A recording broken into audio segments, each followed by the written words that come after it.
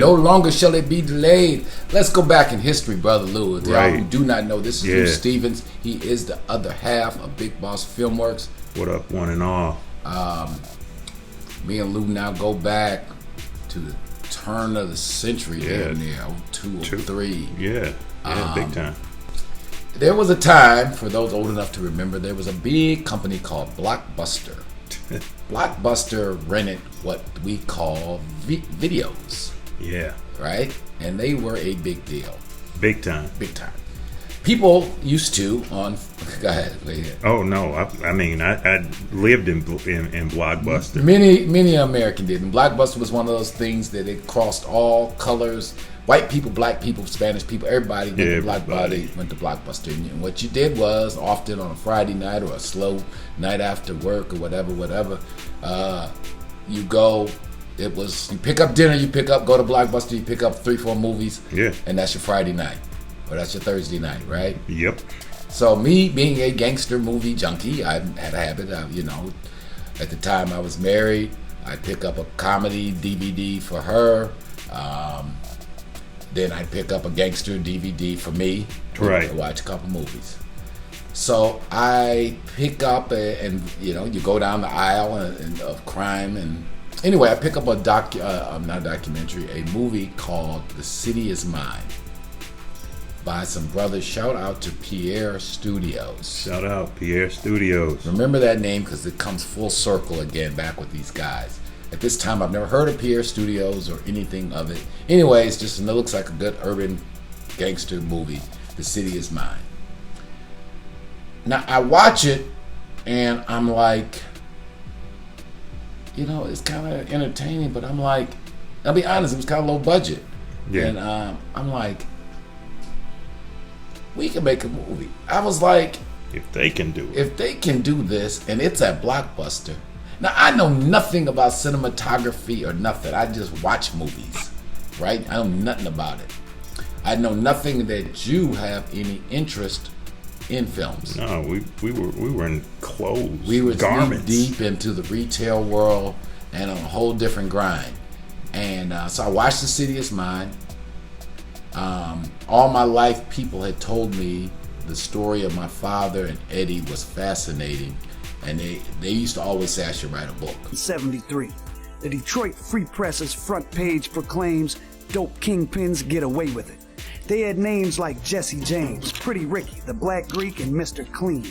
2 of the 12 men listed as Detroit's biggest heroin dealers were next-door neighbors, and in reality, they were the 2 largest heroin dealers in Detroit, dwarfing the other men on the list. Eddie the Fat Man Jackson, charismatic son of a pool hall owner, and his chief lieutenant, Courtney the Field Marshal Brown, a former city bus driver, had built an empire on a par with men like Nicky Barnes and Frank Lucas of New York. Theirs was a very different and in many ways more sophisticated operation than Barnes and Lucas's, based on family ties and finesse more than murder and mayhem. They truly were the Motown Mafia. Mm-hmm. But anyway, so after I see This City Is Mine, I come to your house. Mm-hmm. Your office was in the back of your grandmom's den. Yep. Where you were doing your thing at. Yep. And I say, "Hey Lou, let's make a movie." You remember that? I remember it vividly, like it was yesterday. Right? It's like a movie. I mean, for me, it was off left field because this is nothing I knew you for. I had no idea that you ever aspired to do anything like that. And moreover, I didn't know it was a movie you rented from Blockbuster that sparked this interest. Right. Nor did you fully, I think you didn't even really know the backstory of the family. I think one of our co-workers that kind of pulled your coat. The late, great Sean Dyson. R.I.P. Sean Dyson. Yeah, he, Mr. Brown, what was it? What was he home? He was home. He had gotten out. He hadn't went away yet. Oh, he hadn't went away. Oh, okay. He hadn't went away on that last case from the Pakistani plug yet. We had about maybe 5 or 6 words between us. I was like, "Nice to meet you, sir," respectfully. You know, I just shook his hand and didn't think twice about it. And, you know, anybody knows me. I'm known for graphics and T-shirts and that kind of stuff. And, you know, I was showing Sean the ropes. And Sean, we were back there doing T-shirts. And after I met Mr. Brown, he said, "You know who that is, right?" And then I was like, "No, who is that?" "No, it's Daddy's Big Dope Man." And I'm looking at him. I'm like, let me tell you, I didn't think twice about it. He just looked literally like like your average middle class father. Like, he was just a cool guy to me, and I shook his hand, and I didn't think twice about it. I was like, "Oh yeah, you look like his son or whatnot," but I didn't think about any dealings with the streets. Right. So when I hit it, if you recall, when I cut into you about let's make a movie, you're like, okay, Right. And you're like, well, what would it be about? Right. And I start telling you the story of Eddie Jackson and my dad, and you're like, that's a good story. And I'm like, no, I'm telling you my childhood story. This is a true story. And you're like, whatever. I think from there, I think I went down to the city library, and I started hunting for newspaper clippings. Yes. And we found some of the early clippings from back in the day, like the men who sell heroin, enlisting my dad and Eddie, and all of that, right? Yeah. So at this thought, right, we're gonna make a movie. Mm-hmm. You put together a couple treatments, a couple synopsises, a couple screenplays, right? Right. I just started the process of writing. You said, you know, let me know what you think this is going to cost to do this. I'm thinking to myself, I have no clue. But I said, this is going to happen. It blew my mind because, you know, in the back of my head, I'm thinking, he knew I went to Wayne State. He knew I took film. Maybe I was talking to one of the, you know, the coworkers or whatnot about it, and you overheard, but you didn't. You had absolutely no idea. No, when we're having the conversation in your office, when I say let's make a movie, you then tell me that you went to school for film school, and you point up, and it was the Mario Punza Godfather book, and then the next book next to it was like how to direct, or how to make a movie, and I'm like, wow. Yeah, and I was pretty in my younger days. I really wanted it to happen, and it, you know, wasn't in the cards at that point. But for you to bring it up, and then I'm like, this is heavy. Okay, I'm just going with this. I mean, the current was there, so hey. Right, and so I started getting some archival information from the newspapers. I think the first time I found some of these articles, you were like, wow. Yeah, man. It blew my mind. Yeah, it blew my mind. I was like, this happened. Yeah, because I had loosely heard about.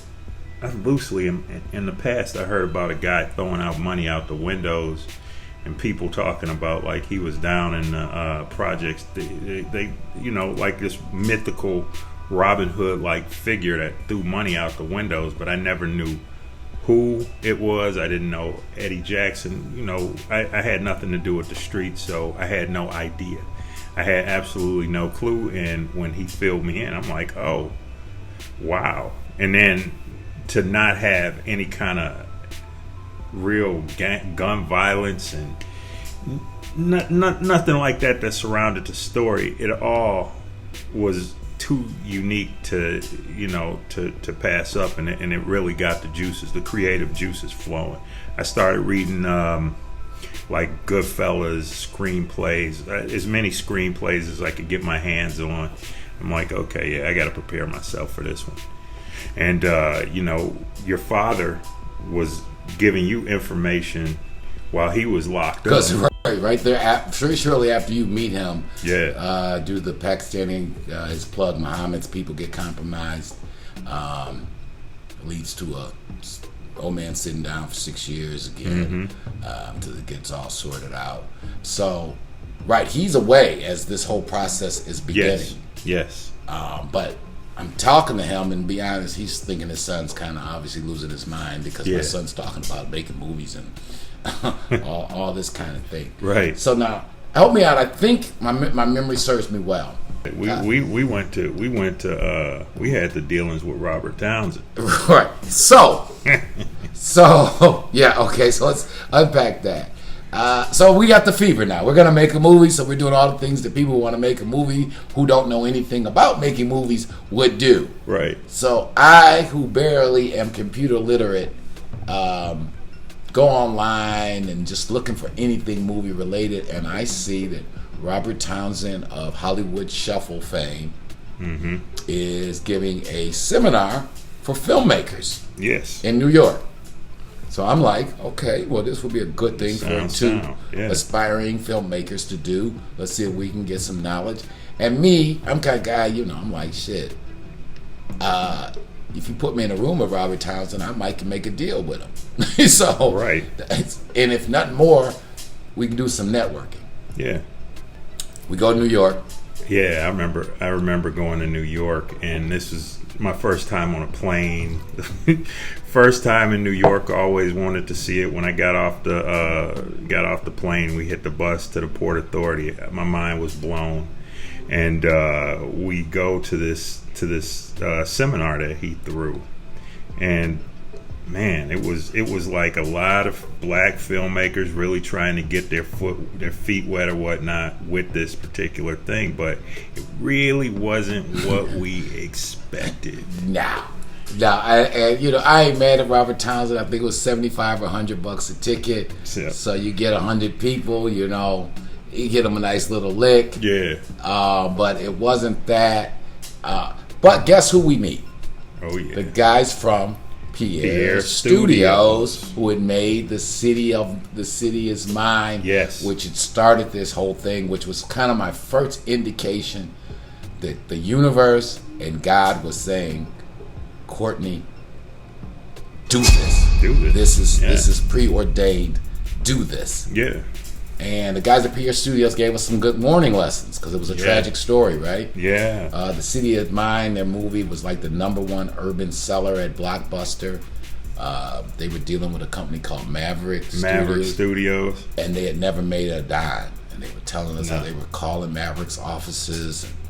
And I was like, ooh, that ain't good. You guys are nicer than me because I'm not a tough guy or street guy, but I think I think some of my family and friends who are street guys may have had to get called in. Yeah, they would have had to pay some visits. Somebody would have, we'd had to do the Ice Cube. Somebody's office would have got real fucked up. You think you're just going to keep my money. But we go. They do. Oh, come on. Robert Townsend got us doing like the 5th grade. Tell everybody your name. Yeah, introduce yourselves to everyone. Everybody say what they is, yada, yada, yada. And I just said kind of basically, I'm a businessman. I understand. I think the thing that got me in trouble was I said, I understand how the capital markets work. Yeah. Yeah, that's exactly what you said. So as Robert Townsend, at the end of this thing, he says, basically, okay, you guys all met each other. You got everything you need to make a movie. Thank you so much for your $100 donation. We're going to finish up in the park. You got everything you need. You got a director there. You got actors there. And he points at me and he says, you got a guy with money there. I'm like, I didn't say that. I said, I understand how the capital markets work. Oh, and they came up to you. Oh, man. They were like flies on... Man, please. Yeah, it got crazy. Now listen. It got crazy. So everybody... But it was a lesson in life about this industry.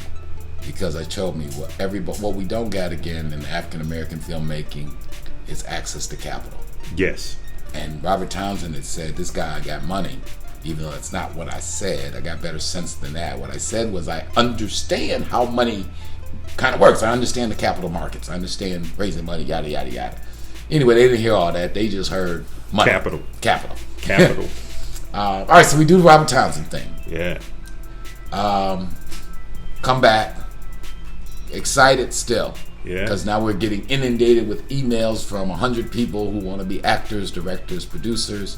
We've met the people at Pierre Studios. Yes. And I'm deep into the writing process with the Kingpin's Kid. I believe around that time I was finished with the treatment. It was time to start working on the actual script. Right. And this was around the time we met Jen and the folks from Parliament. So we start this process as it kind of goes on these things when you're, I've been doing business, never this kind of business, but when you got an idea, you start reaching out to everybody in your network. Yeah. Good friend of mine, frat brother, long friend before frat brothers, a guy by the name of Eddie Flash and Folks, one of the pioneers of techno music. Big shout out to Eddie. Big shout out to Eddie Folks. Eddie been around the world doing his DJ thing, Techno Hall of Fame, Music Hall of Fame. I think it's a mural, and still, when you walk into the DIA, the Detroit Art Museum, you still, when they give the tribute to techno, you see Eddie Folks. He's regarded as the godfather of techno music. Yeah, he's a big fellow in that world, right? So I reach out to Eddie and Folks, and I'm like, yeah, man, I'm thinking about doing this movie, yada, yada, yada. Because at this time, Michigan had started giving out film credits, and there was a lot of buzz here in Detroit about the movie industry coming to Michigan, right? Right. And so Eddie says to me, man, well, I got some people you might want to talk to. I know this white girl, she from Russia, her name's Jen. She got like a movie company or something they doing out in Troy. Right. Why don't I link y'all up? I'm like, good look. Yeah. Good look, right? And to their credit, they got the vision. Yeah. They got the vision. Definitely. So I think though by this time, obviously we had pivoted a little bit that maybe we should do a book, because we had to be talking about a book. If we were, we're still talking movie, but the book conversation had started. Right. You had to. I believe your man. What was his name? Silverstein or Silver? Silverstein. Steve Silverstein. Shout out Steve Silverstein. Connection from the New York days. Was roommates with the billionaire now, Ben Horowitz. Right. Later we'll tie Ben back into this story too, and the New York connection. Yeah. Because the working title then of the story was what? It was called The Fat Man and the Field Marshal.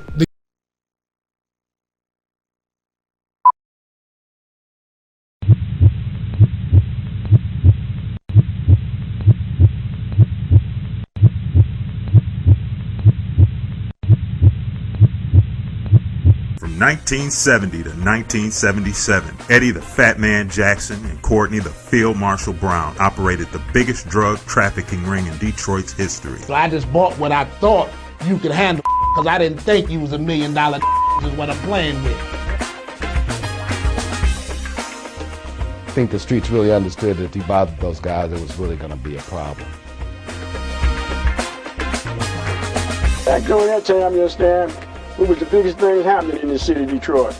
Before the Chambers Brothers, Young Boys Incorporated, and the Black Mafia family, there was the Fat Man and the Field Marshal. Coming soon. Pre-order your book today at BigBossFilmWorks.com or call 248-619-6509. The original. So let's back it up a little bit.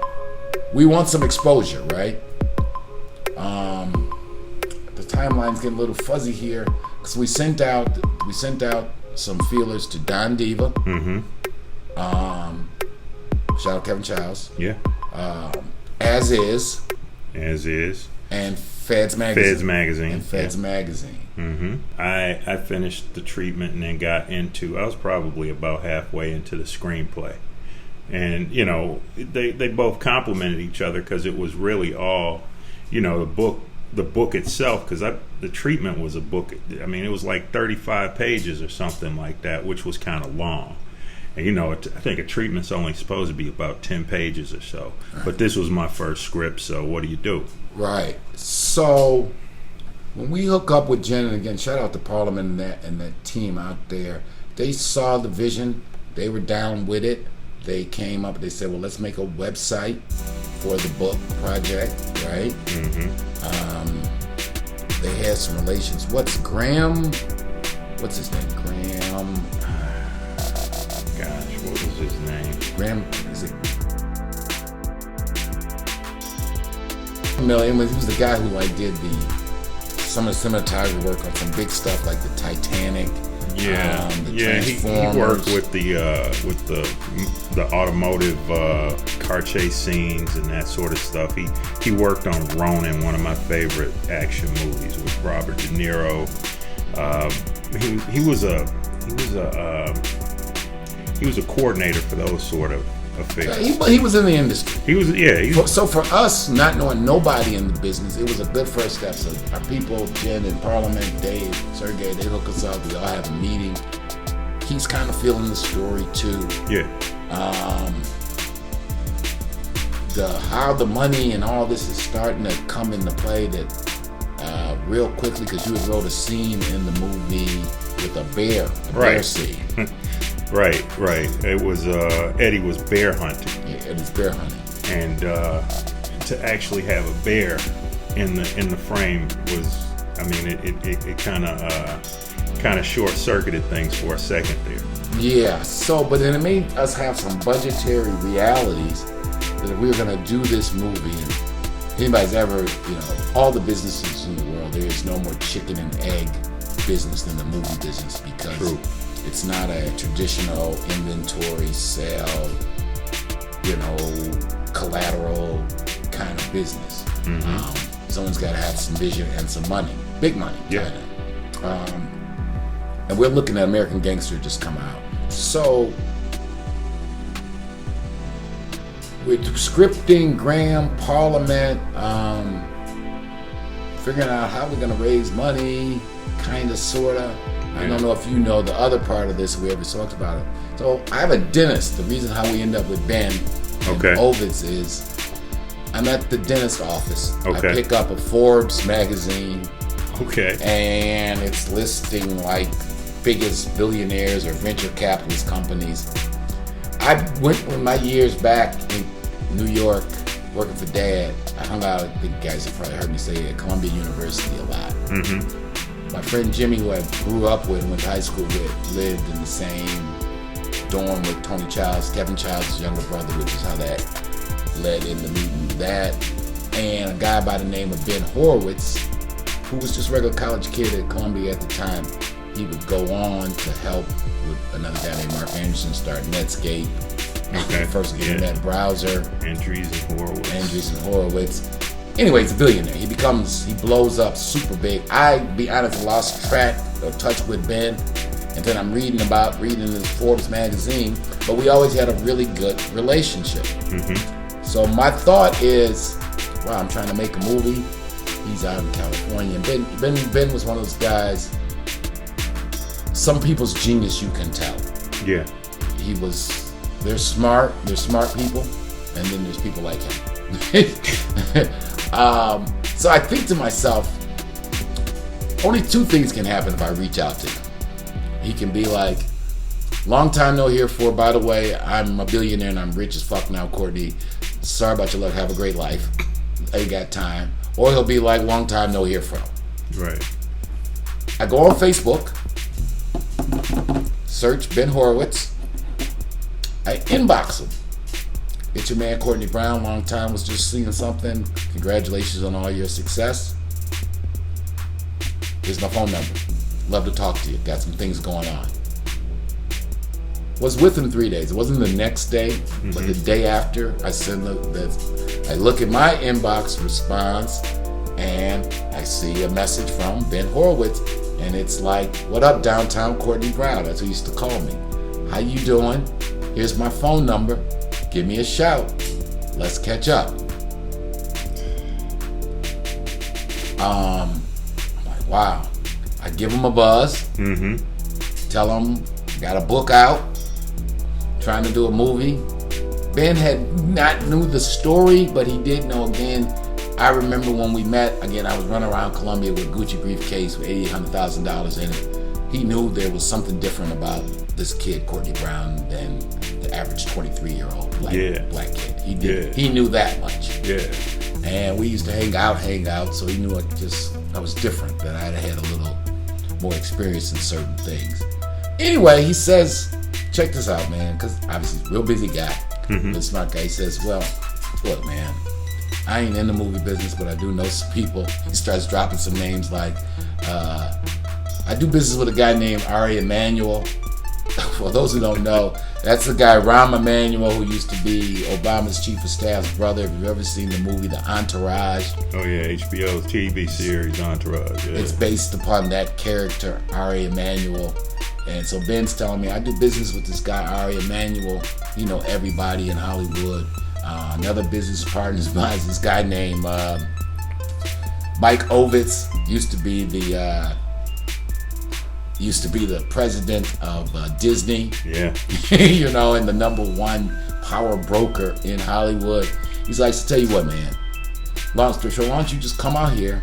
I just bought a new house. You know, it's a $15 million joint. I got a 5,000 square foot guest house. You and your wife can stay in it. And I'll see what I can do to help you. We'll catch up on old times. Yeah. So I go out, as you remember, first time just me and Natanya. Yeah. Jen doesn't come. No. And was this around the time that Prophet came into the picture? Not yet. You had met him. I had not.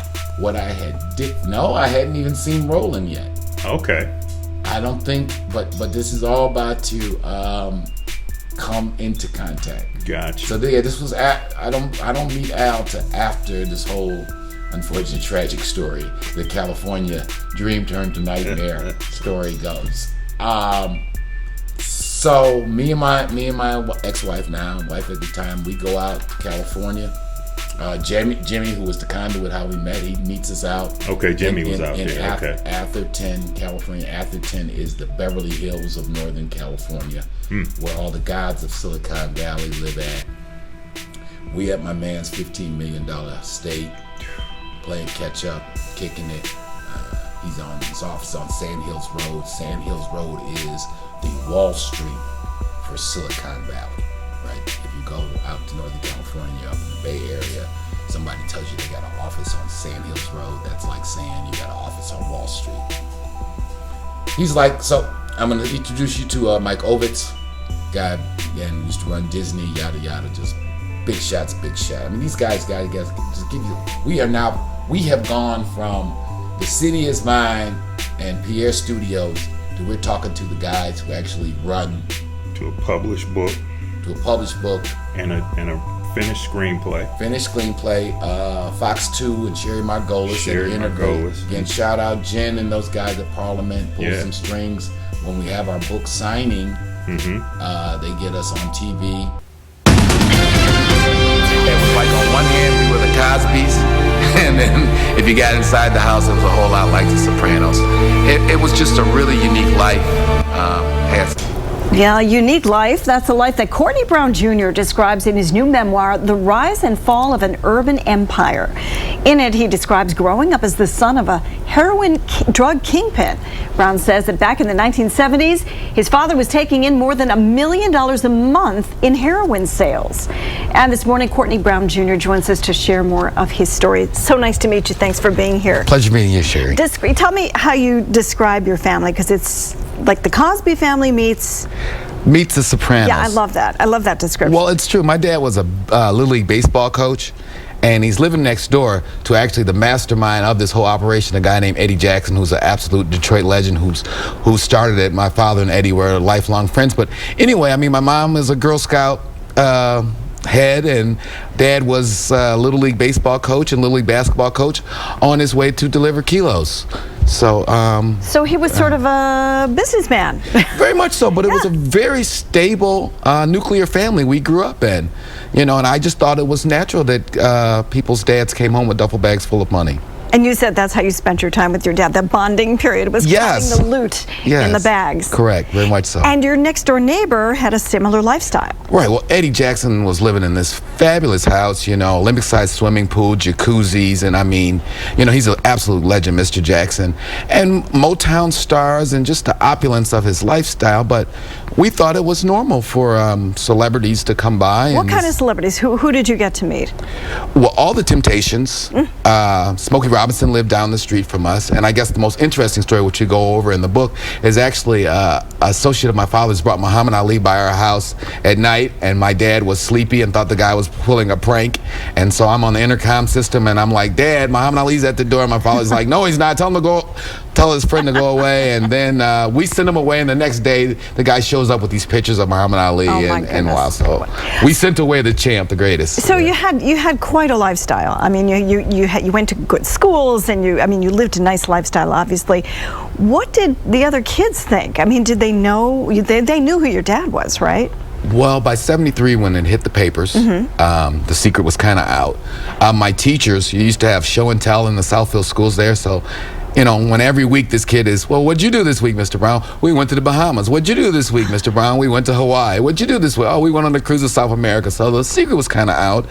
And between Mr. Jackson's Rolls Royce with crowd pleaser written in the, on it in the driveway, and our parking lot full of Cadillacs and Lincolns, the neighbors kind of suspected. Well, were kids afraid to come over? Did they think that, or were they excited to come over? Just opposite. Both of our houses were actually like recreation areas for the kids in the neighborhood. Made you very popular. We had all the toys, the best everything, so it was cool. Now, your dad did end up in jail. Yes, he did. But it didn't exactly stop his business dealings, right? Well, no. I mean, he did his time, and thank God some of the foundation he set up education-wise for my sister and myself and the rest of the family allowed us to legitimize and really, take the family in a different direction in some time. But we'll talk more about that in part 2 of the book. And you've had a great life. You went on to college, and you're a successful businessman and writer yourself. Yes, and involved with Parliament Studios here in the Troy-Madison Heights area, and my company and Parliament Studios, we're going to take this, turn it into a full-length motion picture. Oh. And I've traveled the world, and God's been great to me, and it was just time to really tell a great untold Detroit story, because it kind of covers Detroit at its zenith. Very interesting story. Thank you so much for telling us about it. So nice to meet you. Pleasure meeting you. It's a fascinating book, and you can meet Courtney Brown Jr. at his book release party tonight. He'll be at the Casa de Habana Cigar Lounge in Detroit at 7 o'clock.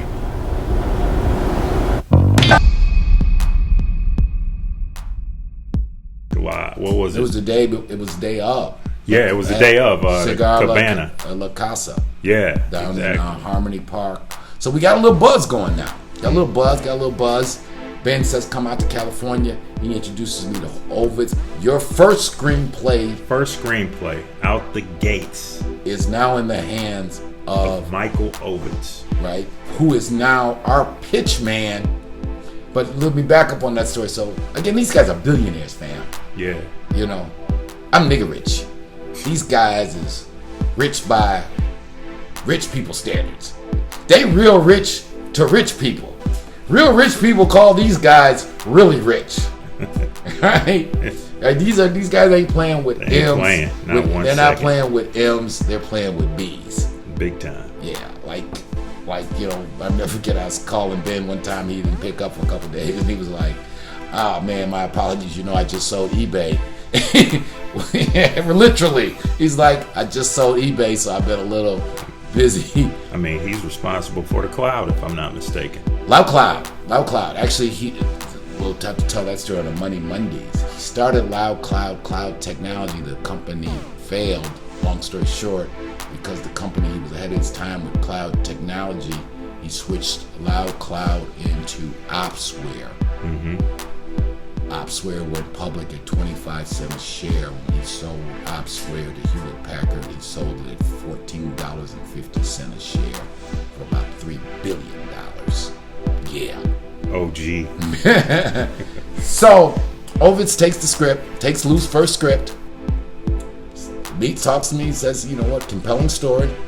Again, gotta remember American Gangster just went out. We talk to Ovitz. Give me some time. He comes back, basically says to us, great story. People at Universal, Paramount, the Big 7 Studios say, the thing is, we just did a 1970 Kingpin story, American Gangster. Great story, but, you know, to these people, it's all the same. Frank Lucas, Frank Matthews, Eddie Jackson, Nicky Barnes. It's all the same story to them. And basically, they told us to get a high-profile black director, like a Spike Lee or a Ice Cube, or, you know, somebody that's in the public's eye to direct this thing and produce it. And then maybe we could get the right actor attached to it. You got to understand, this movie thing is crazy. And before all of this takes place, you figure this is before the big mass exodus from adult content from the movie theaters into like your homes, into the streaming services. No, there is no streaming service. Right, that I'm saying way before that. This is basically the breadcrumbs they were trying to drop and trying to tell us that maybe you should try to come with a different approach to this story. No, we'll get to it. I just, you know, there's no way to put it. I fucked up. My man, Ben, was trying to school me and tell me something. But me and my team here, we didn't know no better. So when he was telling me that, Courtney, the money ain't in the big screen, the money in the little screen. So what y'all watching, he was telling me before YouTube existed, but nobody, this was when people were telling Google that YouTube was a bad idea. Right, and people will post their cats and it'd get 1 million views or whatnot. And he's trying to tell me, because he's one of those kings of Silicon Valley, so he could see the future. Right. So he knew about streaming. He said some things like, if me and my friends wanted to buy Hollywood, we could, but we don't want it because we don't need to buy it because we're just going to put them out of business. So he was trying to breathe on me, and I can understand now, looking back, to be honest, his frustrations, because I wasn't trying to hear what he was trying to tell me. Yeah. You know, and in brutal honesty, what I should have been asking him about, but I didn't understand websites being able to make millions of dollars, and so.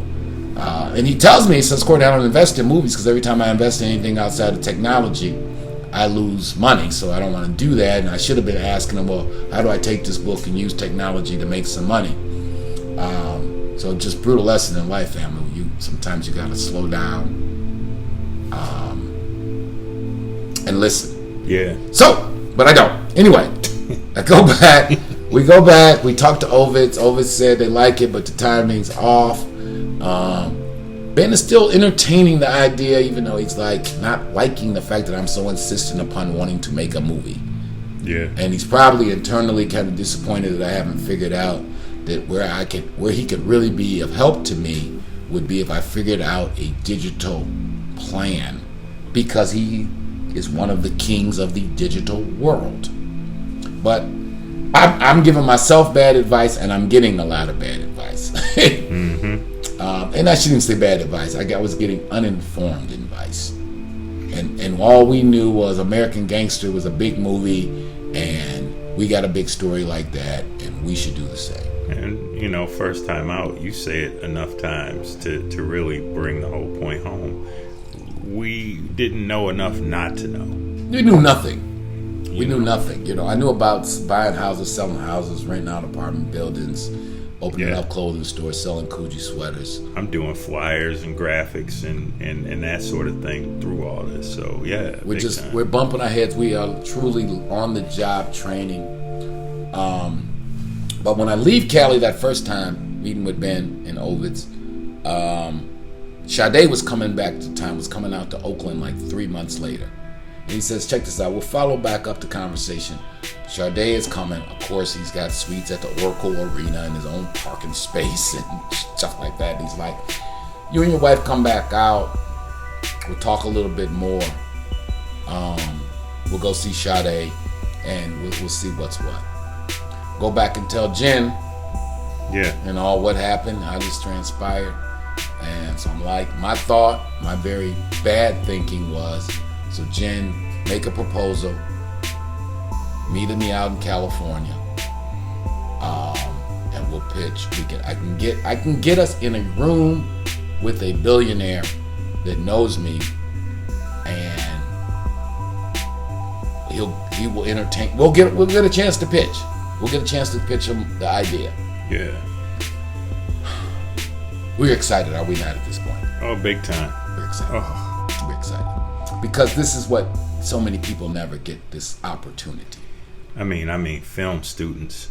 Like, I think about like film students who are right there, UCLA and California and New York, don't get this kind of opportunity out the gate. No. So, go back out to LA. Out to Silicon Valley. Go to the Sade concert. Night before the concert, Jen flies out. We're in the living room of this man's $15 million home. We put together this nice little proposal. We're gonna make a movie, and you gotta understand this guy's a venture capitalist, which means what he does is people give him ideas every day and ask him for his money.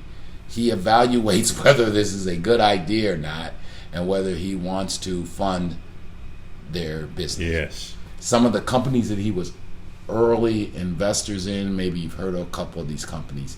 There's a company called Facebook. He was an early investor in.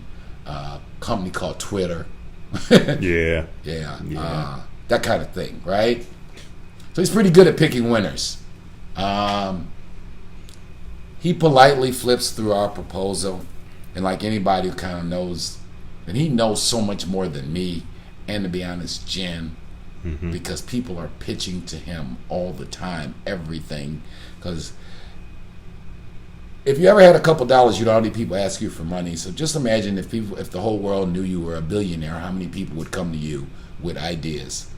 So he looks through our proposal, kind of puts his head down, and he kind of looks up at the ceiling, his 50-foot ceiling, and he says, "So, what are we going to do for distribution?" Listen to me carefully. So at this point, words are very important. At this point, he is still somewhat in. It's because he says, what are we, inclusive, what are we going to do for distribution? Now, I'm sure he was hoping we said, well, Ben, that's what we're going to depend on you for, to figure out some way to use all these technologies and platforms to get it out. We'll fund it, and we'll use the internet and these new social media platforms that you know all about. And since you've got all the infrastructure at Andrew Horowitz to pull this off, we figure with our content and your cyber internet company and venture capitalists that we got the content, you got the infrastructure. Let's figure out a way to make this work. I'm sure that's what he wished his friend would have said, or his friend's producer, Jen, would have said. Really, what we're here to do is ask for help and advice, right? But that's not what we said. What we said was, we want to take your money, Mr. Horowitz, and make a movie. And after we've taken your money and spent your money to make this movie, and all your money has been spent making this movie, then we're going to take your said movie that you have paid for to get made, and we're going to go around to Sundance and Toronto and enter in film festivals and all of the above, and hope that one of the studios that your friend Ovitz already told us ain't fucking with us right now. And so I'm sure he's quite confused in his mind, like, what the fuck is Courtney doing?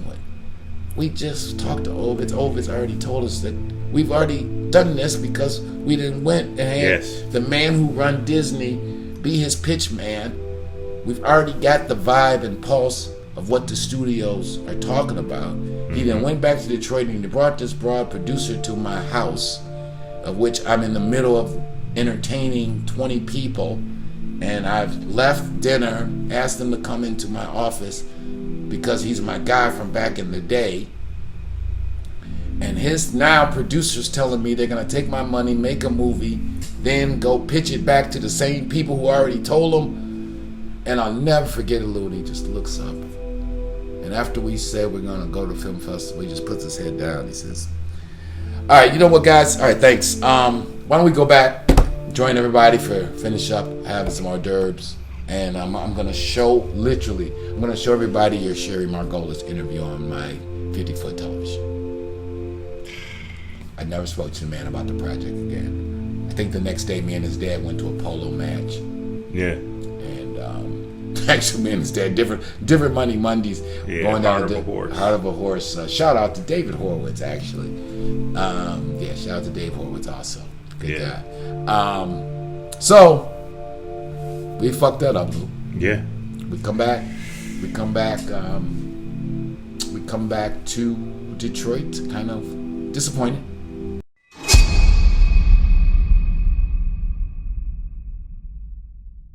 Unbowed but unbroken.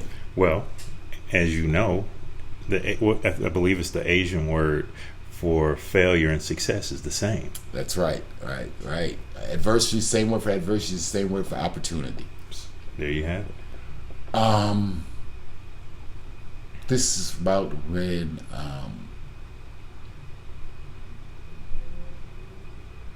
we do meet Al. Yeah. Alan Bradley, aka Al Prophet, is just releasing a documentary by the name of Roland. Al Prophet right here, and we're talking about how he got involved with Big Boss Filmworks about 11 years ago. So 2008, I put out my first documentary, Murder City, and unexpectedly, it was a big deal. It was in the newspaper, and then I used that momentum to go into doing. So I was fresh out of graduate school at the time, so I was interested in like combining what I learned about the history and the economics of Detroit with the reality of the streets. And so Roland's full title was The Fall of the Auto Industry and the Rise of the Drug Economy, and I premiered it up at Locker Room, and a gentleman in some expensive clothes approached me and said, I'm Courtney Robert Brown Jr., etc., blah, blah, blah. And next thing you know, fast forward 11 years, and we own the $20 million block, French Road and Mac. And just another chapter in a lot of really powerful content me and him have done, and talking about the 40-year saga of his and other families here in Detroit doing illegal things and legal things. So, and of course, got my guy Lou behind the camera, and together they're Big Boss Filmworks. And it's been 11 years. No raised voices. No missing pennies, because real people know there's nothing to argue about, and there's nothing weird ever needs to happen. So all you young people watching, business is not about fighting and arguing and cheating each other. Like, maybe that's what they show it in the movies, but that's not real business. Real business is the way we do it, which is smooth sailing, and everybody's, to use your term, street FICO score in terms of just credibility is 820. Yeah. And so if one person says, hey, it's this way, I know it was supposed to go that way, but it ended up like this, okay. So I'm watching, I see the documentary. Brett Goodwin, who had kind of narrated that. Rest in peace, Brett. Rest in peace, Brett. Hell of a guy. Hell of a job he did with Roland. And that kind of sparks me. I'm like, documentary. We hadn't really thought about a doc. Yeah. Hadn't really thought about a doc. Yeah. But we still kind of still on the movie thing, because we would soon go to Miami to our first ABFF, that is the American Black Film Festival. Exactly. What are your memories of that? I remember we were really trying to get the script in people's hands. I remember that was one of the things. And we didn't, this being before the book and the script, we were trying to get, takers. You know what I'm saying? We went, Takers, done by Will Packard. Will Packard. We were chasing Will Packard too, Rainforest Films. Cold Black. Cold Black. We met Kenya Moore. Kenya Moore was out there doing her thing. Was it The Confidential? I believe that was it. Kenya, Detroit girl, Yeah, beautiful sister. Later to be famous on Real Housewives of Atlanta. Real Housewives. My man had just really got into it. The guy from Power, Omari Sedgwick. We met Omari Sedgwick. Right, long before he was Ghost on Power, he was down there. Jamie Hector from The Wire. Yep. Kenya Moore. Kevin Hart. It was really most of the people that you see from Atlanta, and the budding vibe and the budding scene that was happening down there, right down in Miami. It was beautiful. I mean, just to go check these movies out, to make the little connections we made, and shout out to DJ Taxi who was along with us for the ride. Yeah, let's not forget Richard Jennings, DJ Taxi. I mean, the very earliest footage and stuff. Yeah. He's also a producer credits on the award-winning documentary that we would eventually make, Motown Mafia, because Rich bought into the vision early. Right, very early. Richard had a TV show, had equipment. He's given me equipment. He gave me some tutelage on the directing tip. The first voiceover work that I did on the trailer for then The Fat Man on the Field Marshal was through Richard Jennings. I mean, he's been a big part of Big Boss Filmworks from the beginning. And all jokes aside, fam, when I talk about stand-up guy, ain't never asked for a dime. Nothing. I mean, straight love, commonality, family. You brothers trying to do something. Rich been grinding, doing his thing. Yeah. You know, and he was just like, I'm here to help. Yeah. Let's do something. Yeah. Let's do something. So yeah, that's a good call. Cannot forget DJ Taxi. Yeah, big Richard time. Jennings, for real. Day oneer for real. Day oneer. We do ABFF, American Black Film Festival. Mm-hmm. Catch up with Rich again.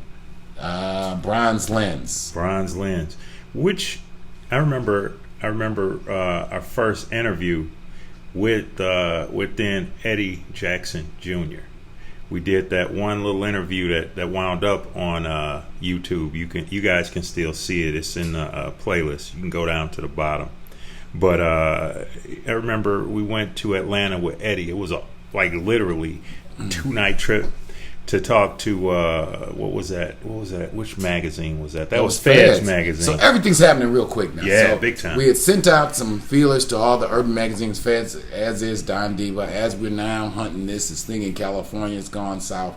We're still working with Jen and those guys at Parliament trying to figure out some things. They've done a website. Yeah. Rise and Fall of an Urban Empire has come out. Mm-hmm. We're still trying to figure our way around this film festival thing.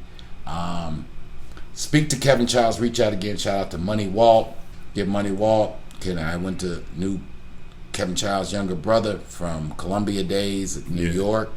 Reach out. Kevin gave us again some good insight. Kevin, was real about it, kind of like, I look back, I told you, I remember Kevin was like, basically, you can hire me and I'll do your whole book and documentary for you. Yeah. Looking back on it, I probably should have took the deal. He would have folded space and time. At the time, the ticket he gave me, I thought, to be honest, was high. Again, my mistake. Big homie Kevin, you was showing me a lot of love. Had I just said, Kevin, take the project, and he didn't want ownership of the project. He was just like, I do this. This is what Don Diva does. He's like, I will get the book. I'll get your book wrote. I'm gonna get the documentary made, and then we're gonna pump it through Don Diva, and we'll break bread. And your man from Upscale magazine, Lenny Burnett. Shout out to Lenny Burnett. Lenny was giving us some advice too. So we brought to bear our network. But to be honest, and shout out to you, Lou. You suffered. Yeah. I was a poor CEO. When you call yourself a boss, a real important thing is to be able to do self-appraisal and self-analyzation. My ignorance really wasn't an excuse, even though it was a reason. It is a reason, but not an excuse. But I had a network. I did what I did do right. I didn't use my network efficiently, but I did have enough sense to use my network. Yeah. Yeah. So I brought to bear people that I knew that were doing some kind of big things. So I've seen Roland. We're still doing the film festival thing. Kevin Childs had told us that he loved the story, but he couldn't get us like on the cover of Don Diva right away. Mm-hmm. Feds had said they could get us on the cover, and lo and behold, and this really is kind of what got Detroit a buzz, right? Mm-hmm. We do the interview. We go down to Atlanta. Shout out to Una. Shout out to DeMayo, aka Black. Again, they were running the Feds operation, and Feds at this time was a big deal in the urban world. You know, Feds is actually the first kind of urban magazine. That was like the Hood Bible. The final, every dimension of the streets. They dropped this cover story. Me and Eddie Jr. and Lou go down to Atlanta, meet with the Feds people, led to the cover story on Feds. Eddie the Fat Man Jackson, Detroit's premier heroin supplier of the 70s, right? Boom. All of a sudden, the D is finally starting to take us a little serious now, because they're like, hey man, you know, because when you would go to the gas stations and party stores in the hood, you see Feds and Don Diva magazine. Yes. And people was like, man, it's, you know, it's a magazine with Eddie on the cover. Yeah. Buzzes buzzing. At this point, I think okay. Well, there's still one more. So, but no. By the time we get to California, we're definitely involved with Al, because Al is in California with us with the whole Stuart Austin. Yes. So, okay. So no, the doc's got to get made for us. Doc's got to get made first for us. Yeah. So I think at this point, we've pivoted from can't do a movie right now. Ducks just earning order. Yeah. I had seen Roland, met Al. Yep. I'm like, well, we can do a documentary. We give him the treatment, the screenplay, and let him go from there. Every street guy that's ever asked me, what about your man Al? I'd be like, I'm going to tell you, man, the guy's solid, man. To repeat what he just was saying, I'd be like, we ain't had one discrepancy over one penny. And our royalties deal been going on for 6-7 years. No.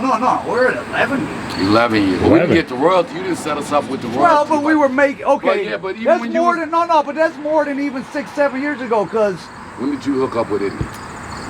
Probably about 14. But yeah, you had knocked down the door with your old DVD hustle. What's the DVD hustle? Yeah, man, so that's a form of a royalty, yeah. Yeah, So it still wasn't never no problem. So we're about 7-8 years deep.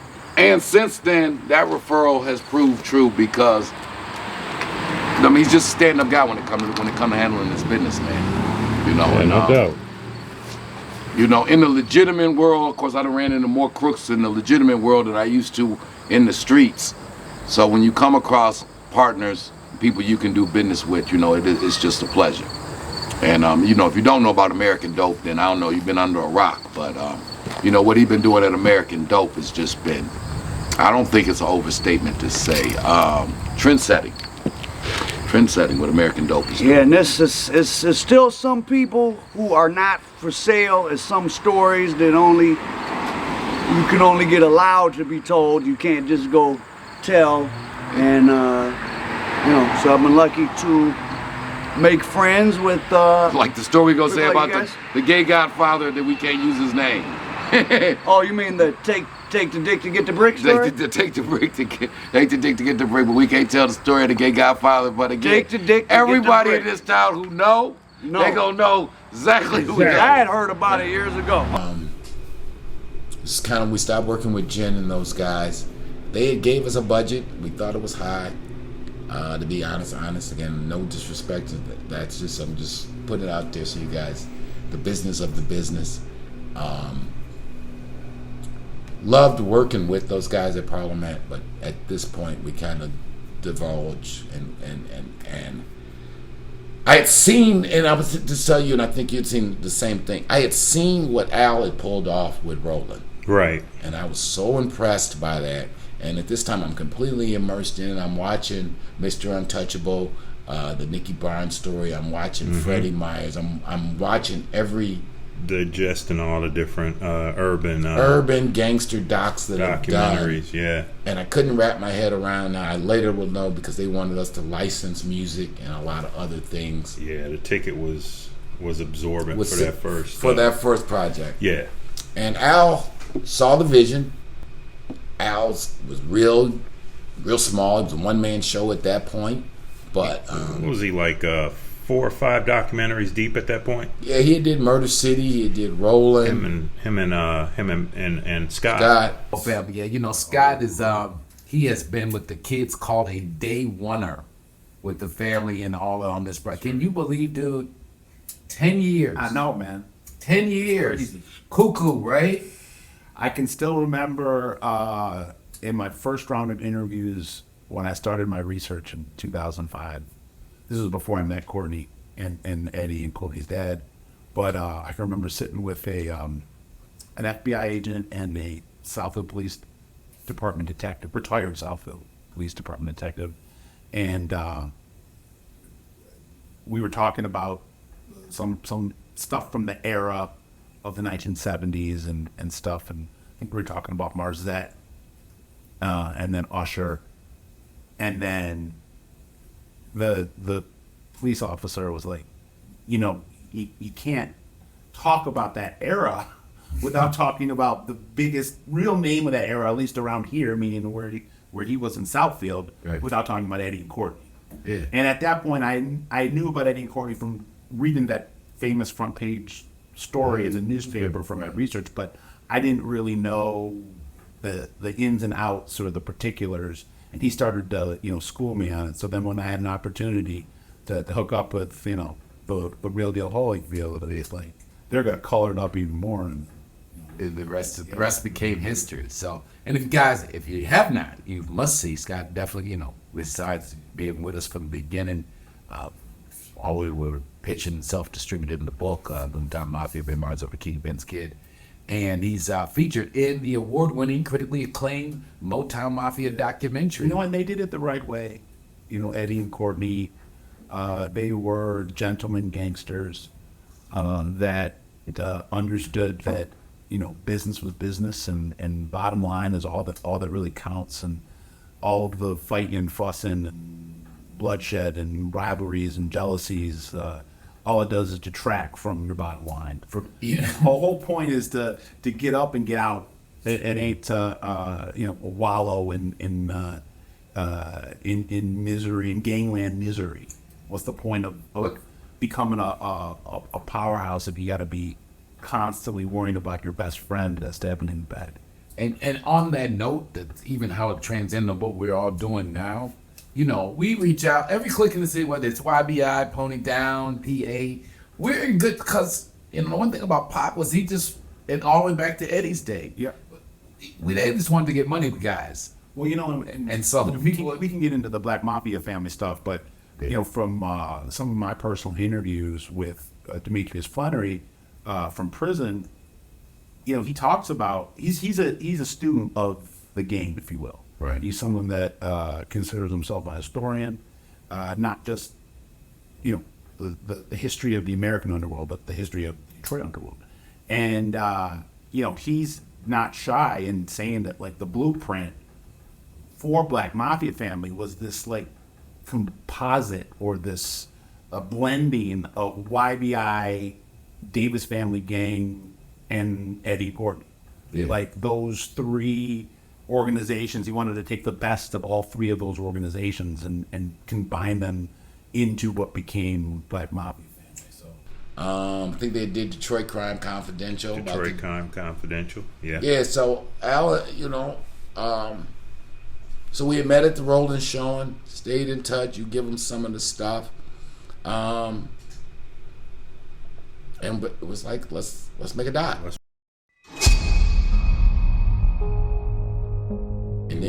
get the pictures together. Let's get the stories. Let's get the principal members that we can to put on screen. And I remember when we went to, I believe it was Royal Oak, to the studio to start the interview process. A lot of the interviews you'll see on Big Boss Filmworks, and definitely you'll see on American Dope, where you had like the Black Dispatch, you had the great Dolph, Charles great Rudolph, the Field Marshal, Pops, the Professor.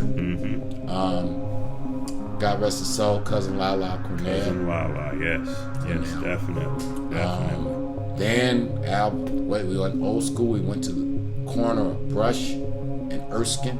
Right, where Eddie had put his thing down. Freezing cold. Freezing cold. I mean, now we grinding, family, y'all. We grinding now. Definitely. We're grinding. We scraping the knuckles for real. Yeah, we outside in the cold with the cameras. As fate would have it, Butch, Black Butch, thanks again, credit to Uncle Butch. Butch reaches out, because we didn't plan on having Huckabuck. Yeah. Butch reaches out, tells Huckabuck they finally doing something. No, Eddie Huck didn't live far from there. I go around, pick up Huckabuck. Brother Jap heard through Huckabuck that they doing something on Eddie. Brother Jap, good brother, just comes on location. Yep. Brother Eric hears through the grapevine they finally doing something. And I'll never forget, man, when Huckabuck gets in the car, because Huck don't know nothing. He don't know if it's white folks doing this project, local, national. All Huckabuck said when he first got in the car on our way to shoot is, they should have been done something on this man, Junior. This man deserved a movie long time ago. That's the truth. Yeah. That's the truth. That's the first thing Huck said. God rest his soul, Huckabuck. So we shoot it all right there on Brush and Erskine. Brush and Erskine. I remember it well. Al goes and does what he does.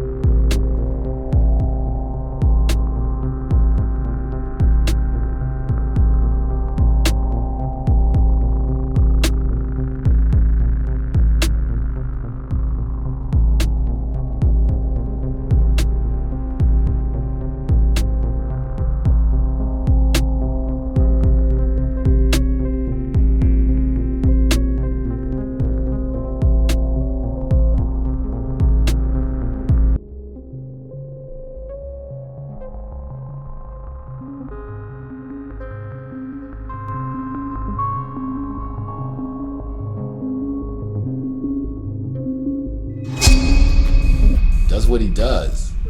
I don't know. He maybe put it together. I remember it was like maybe a month or two later. 6 weeks, a month or two later, he says, right, we're out in the never forget, suburbs. 12 in Orchard. He's at a condo out there. And he said, why don't you guys come out? I'm done. Yeah. Come check it out. First viewing, yeah. First viewing. That was a heavy moment. Yeah, you guys got to imagine. When you see a dream, an idea. When it unravels. And it's great.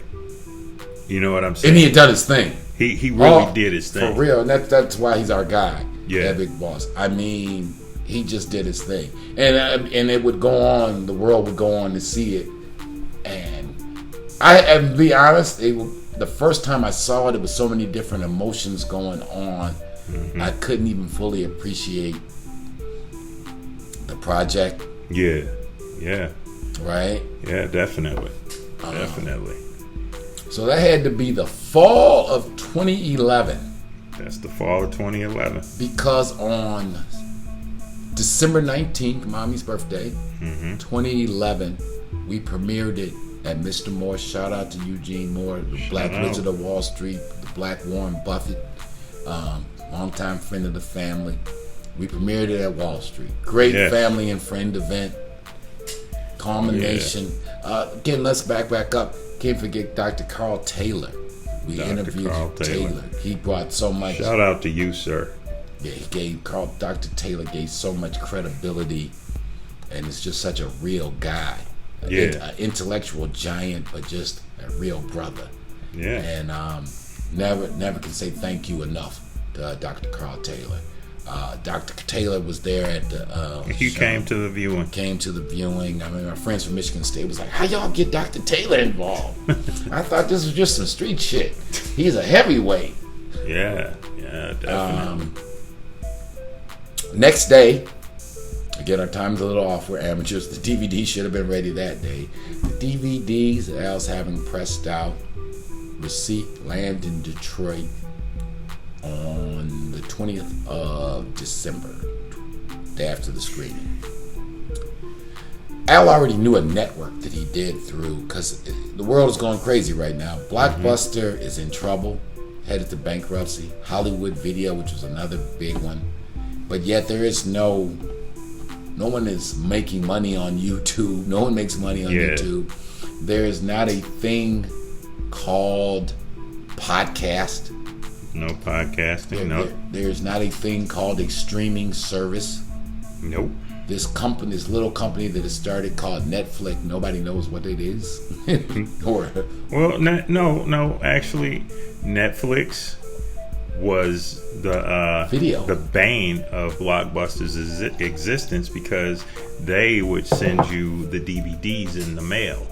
You rent it, and they send it over to you, and you mail it right back to them. This was before their early model. That was the early Netflix model, right before the streaming and all that started. They were giving Blockbuster the blues. Yeah, and Redbox. Yeah, and then Redbox. Then Redbox, yes. So we distributed through the mom and pop network. Back up, we had already did the book signing Chitlin circuit. Yep. Nubian Books, shout out to them down in Human in Atlanta, Human in New York. Big shout out to Black and Noble in Philadelphia. Real brothers. In this business you learn everybody want everything on credit. They want your books on credit, pay you later. On that too. Nefertiti and Truth Bookstore. Truth Bookstore at Northland Mall. For real. They moved a mini unit for us. Yes. Shout out to Neff and her man. Just in this journey that we've been blessed to deal with some really pleasant people. Yeah, we had some good people. Good people on the team. Oh, and let us not forget Ice. Oh, for real. Harlem World in the house from another day oneer with this project. Brother Ice, Harlem World, videos and tapes, the plaza. I mean, from the time we walked in there, just been straight up with us. tied us in with his man Pops at Black Star. Yes. You know, shout out to the once famous Black Star videos, 128th and Lenox. Ice is definitely had it popping with the prison community and got our story really circulated through those circles. Yeah, too. It would have been totally remiss. Big shout out to Ice. Still look forward to doing some things with him. Just in fact saw him stop by and supported us at the book event. At the book event. So these are kind of things you hear about, the horror stories in the black business community, but trust and believe there's some good brothers and sisters out there doing don't let them myths and wise tales scare you away from doing some business with your people, man. Cause it was some good people we came across in this journey. Getting back to and so in Philly we ran into the brother Midget Mobley. Midget Mobley, he had just been seen because now they got this show called American Gangster, profiling all the big fellas. And there was a guy out of Atlantic City, Philly area called Midget Mobley. Bump into him when we're there. Let's backtrack. Speaking of Ice, speaking of Harlem, right? To show you again when you know you're on the right track. Who do we run into out of the blue when we go to Black Stars? Oh, you talking about Ike? Talking about Ike Atkinson. Ike, the late great Ike Atkinson. Had just come home. He's pushing his book, Sergeant Smack. Yes. Great honor. Kick it with him for a minute. His daughter, nice woman. A lot of the Harlem other old timers had come out to see him. We pumping the Feds magazine, and they like the old timers of Harlem. Like, we remember Eddie, the big fella out of Detroit, yada yada. Right. It was just crossing this journey. Cuckoo. Big time. Cuckoo. The paths that Michelle Moore.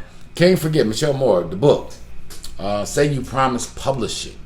Homegirl, her and her older brother and I went to high school together. Again, I did a lot of poor things as a CEO. We're doing better. We're doing better. I used to fail the class. Now I think I'm at least passing, even though maybe with a D-. But a network, again, I reached out to Michelle. Michelle had already wrote a bunch of books, was already a Essence Award-winning author. She liked the project. I'm not an author or a writer. I handed her a manuscript that was disjointed and like a history lesson, and she turns it into a flowing, smooth book, which you should check out. Motown Mafia, Memoirs of a Kingpin's Kid, previously known as Rise and Fall of Our Urban Empire, previously known as The Fat Man and the Field Marshal. Okay, Doc is out. We're distributing it through Al's Chitlin Circuit Network. Chitlin Circuit. Doing a little book tour still. Yep. Figuring it out. Taking it to different film festivals. HBO out in Martha's Vineyard and just really, really heavy locations. I mean, like you said, the Bronze Lens and a couple of times down in Miami at ABF. A couple of times at the ABFF. They came up to New York. We did the New York Film Festival in Los Angeles, which we won Best Crime Documentary and Best Documentary of that film festival. And with that, we meet a gentleman. Never forget, I'm in Guangzhou, China when I look at my emails. And I'm like, you guys have been invited to Los Angeles to participate. You are a nominee for Best Crime Documentary and Best True Crime Story at the New York Los Angeles Film Festival from Stuart Austin. Yes, Stuart Austin. I reach out to Lou. You're very excited. We're proud. I reach out to Al Prophet. Like, dude, check it out. They want us in Cali. They're going to have some shit. Raleigh Studios. Big shit. Raleigh Studios going to host the event. We go out to Cali. Have a great time. Yeah. We win Best True Crime Story. All right, Rich Rossi with you with Motown Mafia.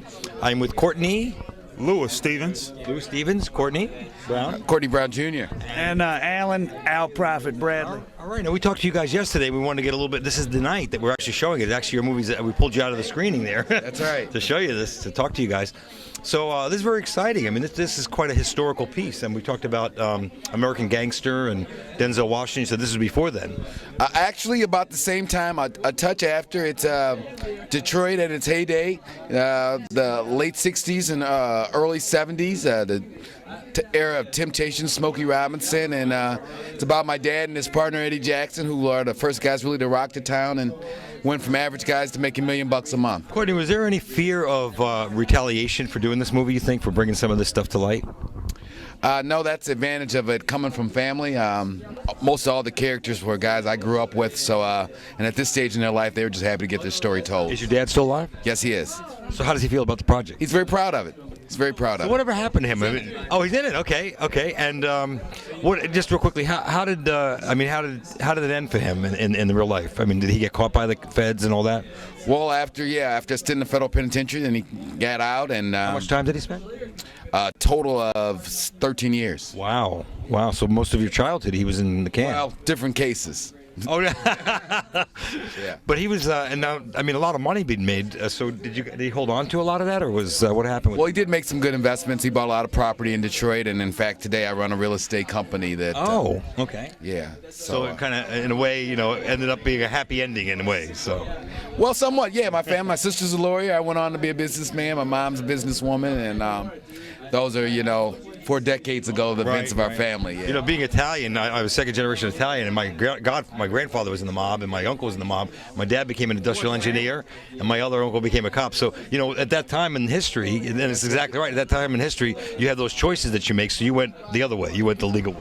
Well, I had some options that my dad didn't have, which allowed me, things he did allowed me to be able to take a different path. That's very interesting. So we're looking forward to seeing that. So how did you like working on this project?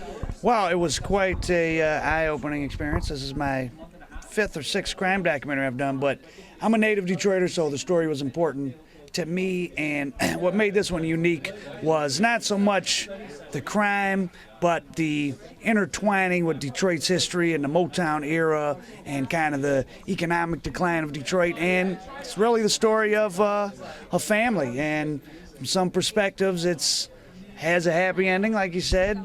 For others, it didn't have a happy ending. Right. It wasn't really a happy time for the city, and the legacy of that era still kind of lingers. I was going to say lingers on. So now on the project, you did exactly what did you do? I'm the director, so I oversaw the interviews and edited it, and just kind of wove the disparate strands into a coherent rug of entertainment.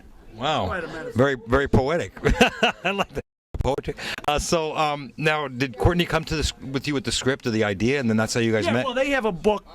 Courtney has a book, and Louis helped him out. They have a screenplay they've been working on. So obviously, the blueprint and the information of the story came from them, and then I just, we kind of coalesced it into a documentary. I mean, it's a much bigger story than the 75 minutes that's in there, but I just wanted to give the kind of the essence of it and get the emotion and kind of show the arc of this one family's journey from. Okay, very nice. So Louis, you originally wrote a book about this. Well, I wrote the treatment, 34-page treatment, which I found out later on that was a bit long for a treatment. This is my first screenplay, but definitely got into the project after Courtney presented the idea to me, and I tell you, it amazing stuff. I mean, this story was bigger than American Gangster, bigger than definitely. Well, we're looking forward to seeing that. And the name of the movie is Motown Mafia with Louis and Courtney. That's right. Alan. Yes. Meet a whole bunch of other filmmakers, celebrities. Stuart Alston, who was behind this thing, had an ITN distribution company. Stuart goes back and forth. Okay, you guys won an award. We learning now. Learning curve. Okay, now you've won an award through his event that he's involved with. You guys need some distribution, right? Now, I had enough sense to know, and it was too early in the project, I wasn't going to sign away the domestic rights. But my thought was, ooh, we ain't got time. We stretched thin to distribute here in America. How the hell are we going to get any international distribution? This guy says he could distribute it for us internationally.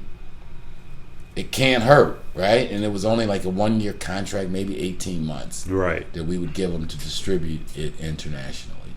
Mm-hmm. So we cut a deal with Stuart Alston and ITN Distribution to do international distribution for us. Mm-hmm. Maybe 3 months then, I think it was Rudolph or somebody said they saw the doc on something. Mm-hmm. I remember that. I tell you about it. I remember that. You do your research. You're like, it's true. Yeah. And I'm like, oh, this is a breach of contract.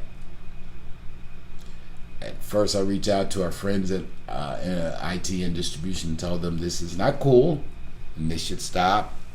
They didn't respond in the way that I wish they would have responded or as promptly. So I sent them another email, and without getting in any trouble, to paraphrase what the next email said, it was of the effect that although I am a person that detests violence, many of my family and friends don't understand this fancy Hollywood stuff, and if they find out that you're stealing from me, they will come to LA and hurt you. Simple. That shit was taken down on every platform that we could get a hold of. Painful lesson there. I don't know. That shit may be the #1 selling documentary in Nigeria or South Korea. We'll never know. Yeah, we'll never know. Because he probably put it under a different name. We're huge in Japan. Right. It will never know. Yakuza. The black Yakuza. Motown Yakuza. You learn, man. You learn in this business. It's tricky business, man. Tricky business. Al actually got to St. Albans from that meeting, though. He got to St. Albans in the Blockbuster for about 6 months. Problem was Blockbuster was about to be out of business 6 months after that. So, shit, Blockbuster's out of business. We done sold about as many DVDs as we can and books locally. But now we're about 2012, 2013. Yeah. I guess we're kind of, at least I can speak for me. As a CEO, I'm in. Well, I still don't know enough to be confused, so I'll just say that I'm not sure what the direction is to go, but we should just, all I know is that we should keep going. That's right. We did early on, to remember, some interviews with some internet radio people. Yeah, as a matter of fact. Ron Chespin, a couple other platforms that picked us up. Ron Chespin and, gosh, what's the other? There was a couple of them. So I knew about internet radio. Yeah. I cut into you again. Let's do an internet radio show. We can at least keep the story alive, tell some stories, chime in on some other things. Yeah. Now, we are podcasting. This would what become the Kingpin's Kid Radio. Welcome, fam. Thank you for tuning in for the premiere episode of the Kingpin Kid Radio. We're glad you could all tune in tonight to hear us break up a little game. The topic for tonight's show is My People and Money, African Americans, the richest po' folks in the history of history. The Kingpin's Kid Radio. We're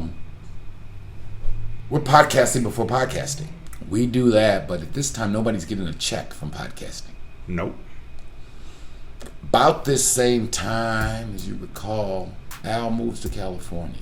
Yep. Al says he's going to do something called a YouTube channel. I ain't listening. Y'all. Al say he's going to do this YouTube channel. So he got ideas. He's going to do this YouTube channel called American Dope. I remember. And I'm like, whatever. Whatever. Fact though, because he's doing this, before he moved, him and Scott and you and Dad, we did a classic interview which you guys can find on our YouTube channel. Where we all go out. We were using the office out there in Southfield. Yeah. 12 and Telegraph. Yeah. Scott Burns, you never forget, this is like 2012, 2013, 2014. He's like, man, love what you guys are doing with the podcast. And I was like, what's a podcast? Anyway, it was a compliment. Yeah, it was a compliment at that time. Keep talking, Luke. Oh yeah. Keep reminding them. We'll be right back on set. Go ahead. Yeah, so we get into the into the Kingpin's Kid Radio, and I mean, we had some very good subject matter. I mean, from, you know, hot button issues, like how we're raising our little boys to be daughters, and like the striponomics, the economics of the sex industry workers, and I mean, just really cutting edge stuff at the time. And we really began to get some pull off of the Kingpin's Kid Radio. It was really starting to grow. You know, we need to go back and go through that and redo some of those topics for I agree. Maybe we do it for the Diaspora Plug. We'll even get to where we got another channel. If you guys didn't know, that's so much later down the road. Right, so Kingpin's Kid Radio. We do that maybe that was about 2 years. About 2 years. Yeah.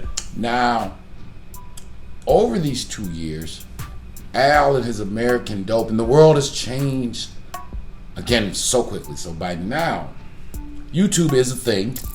Netflix is taking over. Now there still is no Epic, Peacock, Tubi, none of this. Not yet.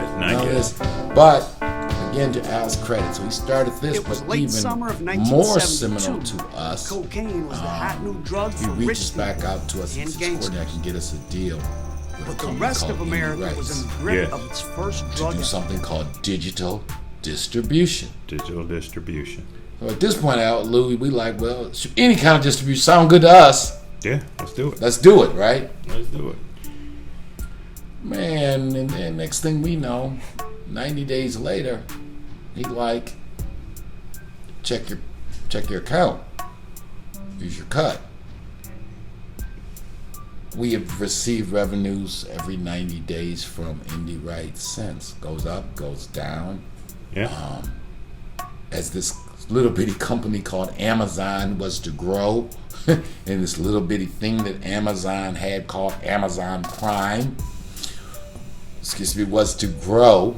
Yes. Next thing we know, 4 or 5 years into this thing, that elusive thing called distribution, we now have. It was material. And wow, so I think that was a big watershed moment for us when we received. Huge. Because now I was like, shit, we're a film company. We're like getting paid. Legit. Like we're on like Amazon. With not a penny after the Fat Man Field Marshal Yeah. Rise and Fall. No money in advertising. Right. I'm gonna tell you back on this. The best decision we made was we gave Feds magazine, as you remember, $5,000. Mm-hmm. I think they put it. We got the cover story because we gave them the story. Right. And they had another magazine out. They had Feds and they had Sweets. Yes. Which was like the girly magazine, right? Yeah. And again, look back. You know, you gotta be careful because our mind's been so trained. I was like, damn, they beating us at Feds. 5,000. They ran us like in 4 episodes of Sweets. The next 4 episodes of Feds. Like and those magazines continue to circulate through the penitentiary and through the world. People today still refer back to those advertisements. And those pages on the inside, that's basically currency.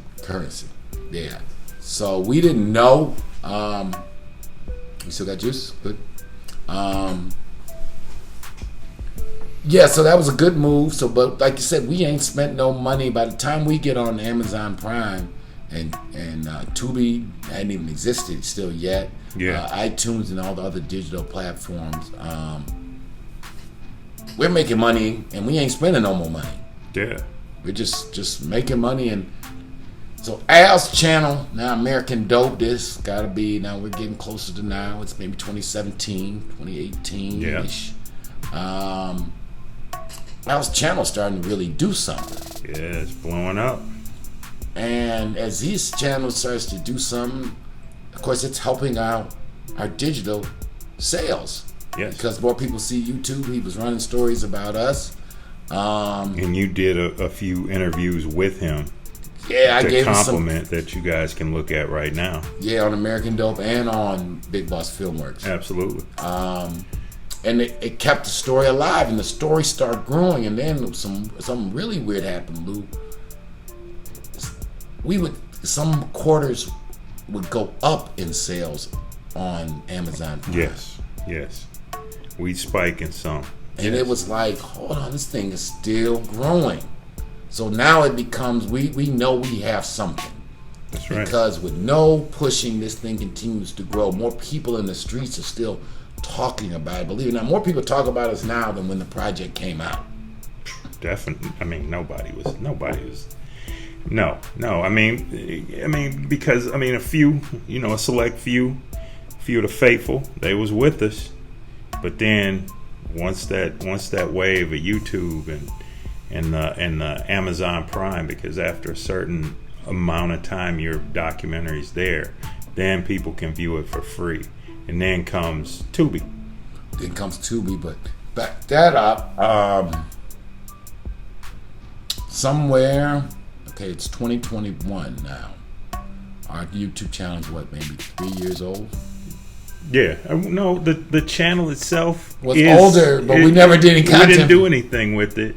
I think I had the first video I put on Big Boss was a dog that could because when we decide to do the channel, you were like, we got 100 subscribers because it had just sat there dormant and somebody was just sitting there. Somebody clicked on the dog picture or something. Yeah, somebody clicked on the dog picture and thought it was clever.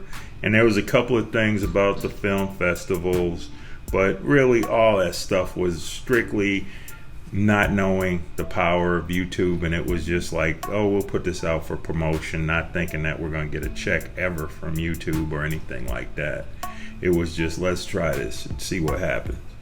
But 2017 was the year that I dropped that one video with the podcast between your dad, Scott, and Al.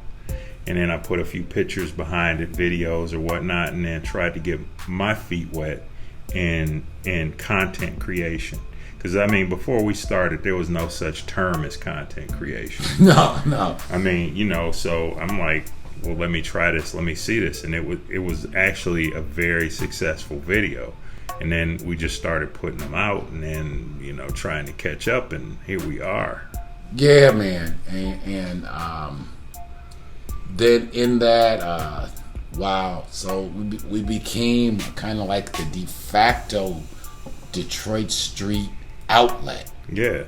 The network continued kind of to expand. Mm-hmm. End up, of course, I was working with Al. We did a couple more joint posts kind of thing. Definitely. His crew again. Don't say you can't work with your people. His man Blake. Shout out to Blake. Yeah, and Blake, his family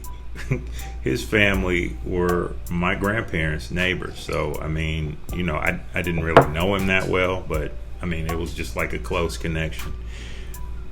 All this stuff was like written, if you ask me. Yeah, and another crew that we should not forget. I forget his company's name, but brother Bill McKinney. Bill McKinney, yes. Bill McKinney was a brother doing some film work back in like 2011, 2012. Yeah. He was friends with a kid named Brandon Jackson, the actor, Lottery Ticket. Yeah, exactly. Lottery Ticket and all that. And Percy Jackson. In fact, went to the New Year's Eve party, brought in one of those New Year's, maybe brought in 2013 at a party with Brandon Jackson and Bill McKinney. Mm-hmm. Another group, we ran a lot of brothers and sisters trying to get some things done, man. It got me a great appreciation of, we just got to get a little more organized as a people, because there's some smart brothers and sisters trying to do some things that we came across in this journey, man. Yeah, man. Some good people and put out some good material and good stuff. Yeah. So channel starts off slow, but we keep grinding, doing posts, and then we got the boost, great boost. We got the great boost. We had one of those tears. We went from like 600 subscribers to 4,000 or 5,000 subscribers. Like, I mean, we got hot. We got hot.